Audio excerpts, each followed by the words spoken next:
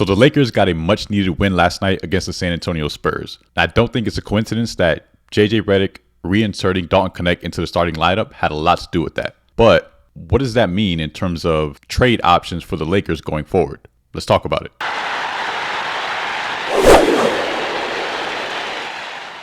So before we get started, I just want to say happy Thanksgiving to everyone that's watching. And if you don't celebrate, this is still a very opportunistic day to be thankful for something. I know myself, I have a family, my mom, my dad. I have an older brother who I love very much, and I'm very thankful for them. And I'm also very thankful for you guys as well. I mean, seriously, your support has been amazing. If you've liked a video, shared a video, commented, interacted with my content in any way on any platform, I truly appreciate it. That being said, if you're new here, feel free to like the video and don't forget to subscribe so you don't miss out on any future Lakers and other sports content. All right, let's talk some basketball. So like I said before, Lakers beat the San Antonio Spurs last night, 119-101, so it was a pretty dominant win. And again, it's no coincidence that reinserting Dalton Knecht into the starting lineup had, a lot of influence on that. The offense was a lot smoother. We got off to a hotter start. And overall, I think the game flowed a lot better. Having a consistent shooter like that makes a huge difference. Before we talk about Dalton Knecht, we have to give a huge shout out to Max Christie. I mean, he's been very up and down this season. He started out the season pretty slow, very inconsistent. But as he's been getting more consistent minutes, his gameplay has improved dramatically. He's always been pretty consistent on the defensive end. But last night in particular, you could see how aggressive he was on the offensive end as well. Just really trying to, leave his imprint on the game. So shout out to Max Christie. He was playing great last night. Hopefully he continues to excel. Now let's look at some numbers for Dalton Knecht. What you're looking at now are Dalton Knecht's averages for the season. In the green, you're seeing his averages as a starter. Almost 20 points a game, 5 rebounds, and he's shooting 55% from the field and 48% from three, which is insane. Now in the red, these are his numbers coming off the bench. Basically 8 points a game, 2 rebounds, 1 assist, 46% from the field, and 39% from three. These are not bad numbers. They're not. But as you can see, inserting him into the starting lineup, he's just a lot more productive, which makes sense. He's a shooter. He's a scorer.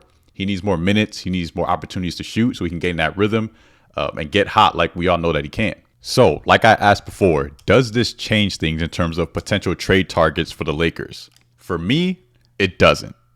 And a lot of you already know, if you follow my content, I am a big fan of Zach LaVine coming to the Lakers. I think would fit the system perfectly and he would be a great addition. And this is kind of the reason why. If you look at Dalton Knecht's numbers as a starter, now imagine if he was more experienced, more athletic, had a more complete offensive game. How would that level of production or that type of player contribute to the Lakers' success? Zach LaVine is essentially an upgrade from Dalton Knecht. Yes, he's a little bit older, but again, the attributes that I described, they're there. The proof is in the pudding. So essentially, it wasn't so much Dalton Knecht being reinserted into the starting lineup. It was having that shooter, that consistent, shooter that can hit the open shot based on what the offense gives. That was one of, if not the biggest difference maker. And there's also one other thing I want you to consider. Acquiring Zach LaVine would essentially put Dalton Knecht back on the bench. I mean, unless you want to start Dalton Knecht at the 3, I'm not a big fan of that. I think from a defensive standpoint, we are not doing ourselves a favor in reinserting Cam Reddish back into the lineup unless there's some other trade package that we can, put together to where we can acquire Zach LaVine and someone else who's more of that kind of 6'8" archetype, just long, defensive, so to speak. Dalton Knecht would go back to the bench. But I'm going to tell you why that's not a bad thing. Because again, as soon as we say bench, a lot of people, they immediately go to, he's going to play less minutes. Which, yes, technically, but coming from the bench doesn't mean that your minutes have to drop drastically. It is up to the assistant coaches to make sure that we can get minutes to our most effective players, whether they're coming off the bench or starting. So whether that means Austin Reeves, who will be starting at the 1, maybe we need to drop his minutes a little bit. Maybe we can work a couple minutes between LeBron and AD because now we have more offensive power, whatever the case may be.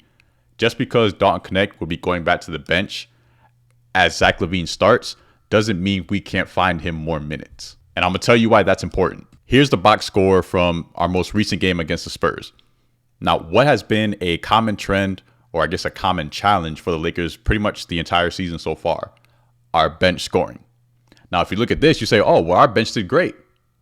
I mean, we got 17 points from D'Angelo Russell. We got 12 points from Max Christie. What are you talking about? Our bench is fine. Well, is it?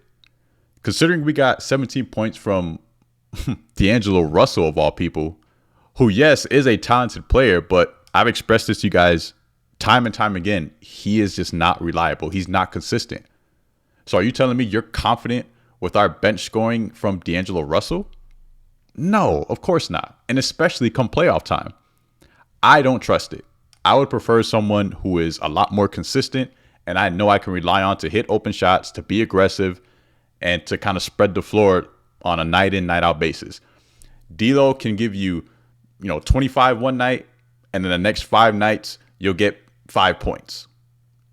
I don't need that. I would rather have somebody come off the bench who can consistently give me 10, 12, 8, 15, because I know what I'm getting from that player, and then I can make my adjustments accordingly, if that makes sense. So again, this is why ultimately I think we still need to trade for Zach LaVine and bring Dalton Knecht off the bench. That scoring punch, we need it. I don't care how strong your starting 5 is. If you don't have a reliable bench, a bench that can compete and score as well, you're not a serious contender. That's something that all of the most recent, really good teams and championship contenders, they all have that in common. They have a good, reliable, consistent bench production, both offensively and defensively. And I'm sorry, but we just don't get that from D'Angelo Russell. But we can get that from Dalton Knecht.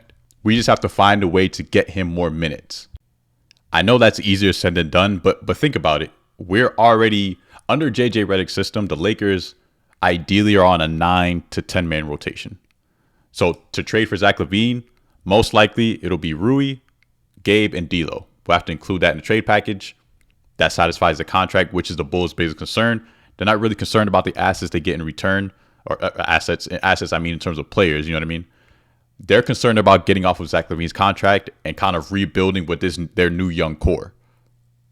Getting rid of those 3 players who have been wildly inconsistent and, in Gabe Vincent's point, just non-productive, period.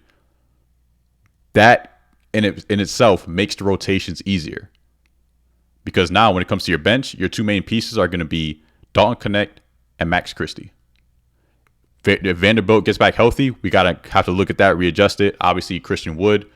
But as of right now, what we do know is that Max Christie and Dalton Knecht would be our main contributors coming off the bench, which I'd be very happy with. And how does that look? Well, let's say our starting 5 would be Austin Reeves, Zach LaVine, Cam Reddish, LeBron James, and Anthony Davis. You already have your rotations kind of set. Maybe Austin Reeves drops his minutes a little bit because Zach LaVine is an excellent ball handler and he's a very underrated playmaker. So let's say we want to go for size. Austin Reeves goes to the bench. We move Zach LaVine to the point. We bring Dalton Knecht to the 2.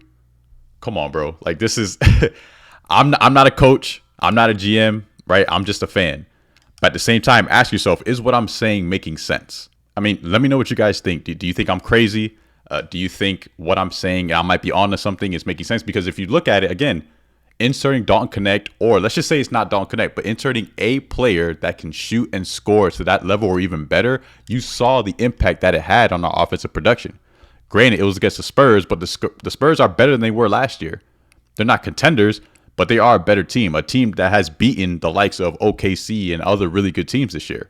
So all it is just inserting that same type of player in Zach LaVine and then having another player who's similar coming off the bench, which in my opinion is just gravy. So like I said, let me know what you think in the comments. Thank you guys so much for watching, man. I really appreciate your support. I love talking to you guys. So I'll see you on the next video. Peace.